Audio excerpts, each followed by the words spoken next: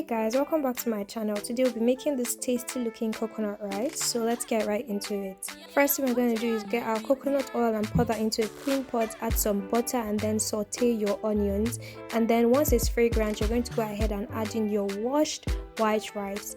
I used about 4 cups of rice for this recipe, and then I'm going to go ahead and add in my chili oil.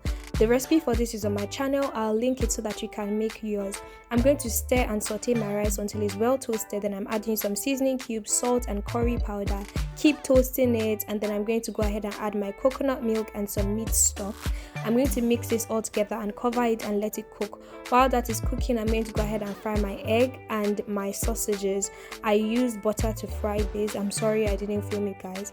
Then you're going to keep it aside, get your coconut oil, saute some onions and then some carrots, and then once it's fried, I'm going to go ahead and add my bell peppers and then my green peas, some salt, some seasoning cube and some curry powder, and then I also added some oregano, that's totally optional, and some black pepper. I'm going to mix this all together until it's fried, and then I'm going to add my sweet corn and green peas and it's ready.